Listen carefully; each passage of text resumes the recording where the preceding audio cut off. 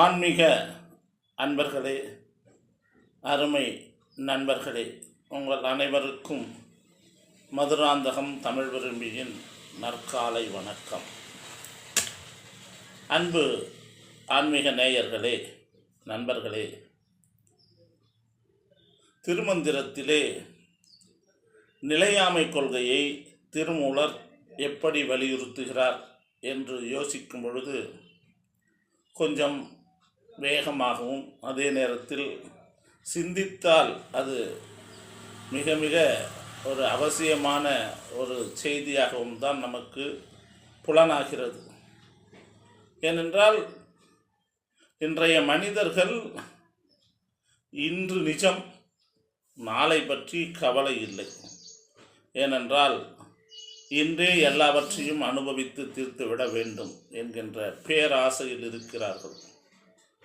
அப்படிப்பட்ட சூழலிலே நிலையாமை கொள்கையை பற்றி சிந்தித்தால் அவர்களுக்கு பலனுள்ளதாக இருக்கும், பயனுள்ளதாக இருக்கும், யோசிக்கக்கூடிய ஒன்றாக இருக்கும்.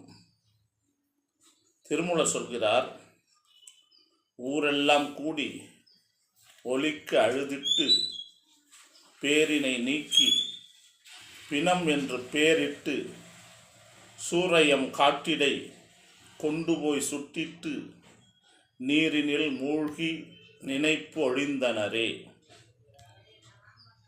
இதை கொஞ்சம் விரித்து பார்த்தால் நமக்கெல்லாம் பயமாக கூட இருக்கலாம். ஆனால் நிதர்சனம் அதுதானே. ஒரு மனிதன் வாழுங்காலத்தில் அவனுக்கு மக்கள் எத்தனையோ பெயர்களை வைத்து அழைக்கிறார்கள். வீட்டில் எத்தனையோ பெயர்கள் இருக்கலாம், செல்ல பெயர் இருக்கலாம், ஜாதக பெயர் இருக்கலாம், நண்பர்கள் அழைக்கின்ற பெயர்கள் இருக்கலாம், பள்ளியில் ஒரு பட்டப்பெயர் கூட இருக்கலாம். பல பெயர்கள் கொண்ட மனிதன் ஒரு கட்டத்தில் என்ன ஆகிறான் என்பதை யோசித்து பார்த்தால் கொஞ்சம் உண்மை உணர வேண்டிய ஒன்றாகவும் உணர்த்தப்பட வேண்டிய ஒன்றாகவும் தான் இருக்கும். தமிழ் விரும்பி என்கின்ற இந்த பெயர் ஒரு கட்டத்தில் மறைந்து போகும். சிலருடைய பெயர் மறைந்தும் வாழ்ந்து கொண்டிருக்கிறது. திருவள்ளுவர் பெயர், கம்பர் பெயர், ஆழ்வார்கள் பெயர், நாயன்மார்கள் பெயர், இவர்களெல்லாம் இறந்தும் வாழ்ந்து கொண்டிருக்கிறார்கள். ஆனால் சிலர் வாழ்ந்தும் இறந்து கொண்டிருக்கிறார்கள் என்று தான் சொல்ல வேண்டும். தோன்றில் புகழோடு தோன்றுக, அஃதிலார் தோன்றலில் தோன்றாமை நன்று என்று திருவள்ளுவர் சொன்னார் அல்லவா? அப்படி என்றால் பிறக்கும் பொழுதே ஒரு மனிதன் புகழோடு தோன்ற இயலுமா? அப்படி அல்ல. நீங்கள் ஒரு இடத்தில் வெளிப்பட நேர்ந்தால், அதாவது இருக்க நேர்ந்தால், அல்லது அந்த இடத்தில் உங்களுக்கான வாய்ப்பு தேடி வரும்பொழுது அந்த வாய்ப்பை நீங்கள் சரியான முறையில் பயன்படுத்தி அந்த இடத்தில் தோன்றும் பொழுது உங்களுக்கு புகழ் கிடைக்க வேண்டும்.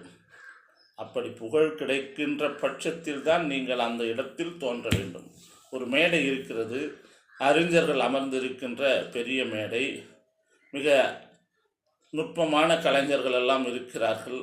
அந்த இடத்தில் நீங்களும் ஒரு அறிஞருக்கு இணையான ஒரு பேச்சையோ அல்லது செயல்பாட்டையோ செய்தால்தான் மற்றவர்களால் மதிக்கப்படுவீர்கள், புகழப்படுவீர்கள்.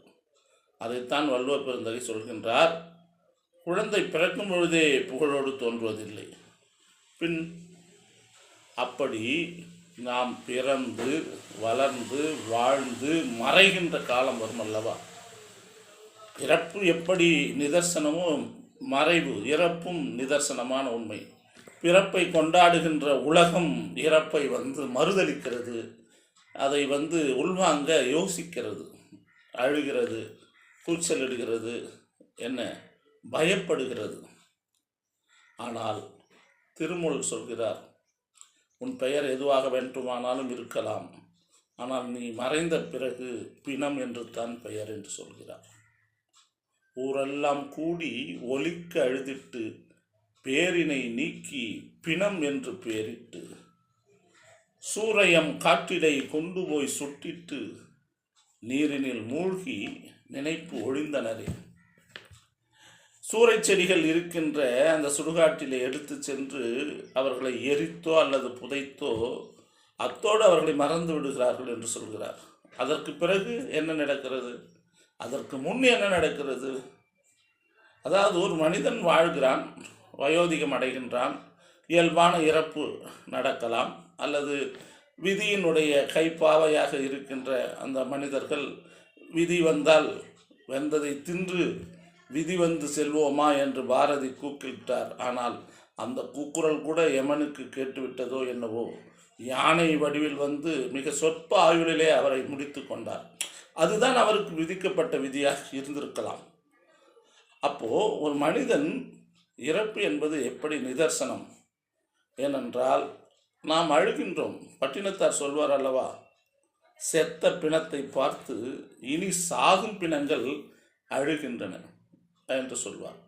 அதுபோலத்தான் திருமூலர் சொல்கின்றார், ஊரெல்லாம் கூடி ஒலிக்க அழுதிட்டு பேரினை நீக்கி பிணம் என்று பேரிட்டு சூறையம் காற்றிடை கொண்டு போய் சுட்டிட்டு நீரினில் மூழ்கி நினைப்பொழுந்தனரே. அவனுக்கு எத்தனை வகையான பெயர்கள் இருந்திருக்கலாம். சமுதாய தலைவராக இருப்பார், ஒரு கல்லூரியினுடைய விரிவுரையாளராக இருப்பார், அவருக்கென்று மிகப்பெரிய ஒரு கூட்டம் இருந்திருக்கும். இப்பொழுதும் அந்த கூட்டம் அவருடைய இறப்பை மறுதளிக்கின்ற மிகப்பெரிய ஒரு இடத்தில் இருந்திருக்கும். இவர் இல்லாமல் நாங்கள் எப்படி வாழ்வோம் என்கின்ற குடும்பம் இருந்திருக்கும். ஆனால் இது அத்தனையும் ஒரே ஒரு நிமிடத்தில் மறைந்து போய், அவருடைய பெயர் கூட மறந்து போய் அல்லது மறக்கப்பட்டு பிணம் வந்து விட்டதா? இப்பொழுது தமிழில் கூட அதை அழைப்பதில்லை.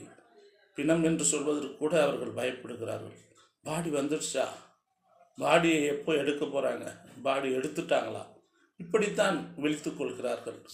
அந்த ஊரெல்லாம் கூடி அழுதுவிட்டு அந்த பிணத்தை பெயர் சொல்லாமல் அடைத்து அவருக்கு தேவையான அந்த கடைசி விஷயங்களை எல்லாம் செய்து சூறை செடிகள் நிறைந்த சுடுகாட்டிலே கொண்டு போய் எரித்தோ புதைத்தோ அவரை நல்லடக்கம் செய்துவிட்டு அதன் பிறகாவது அவர்களை நினைத்து வருவார்களா என்றால், அப்பொழுதே பக்கத்தில் இருக்கின்ற ஏரியோ குளமோ பார்த்து குளிக்கும் பொழுதே அவருடைய நினைப்பையும் குளித்து விட்டு அல்லது மறந்து விட்டு வருகின்ற பொழுது வேறு ஏதோ சிந்தனையிலே வேறு ஏதோ செயல்களை பேசி வருகிறார்கள்.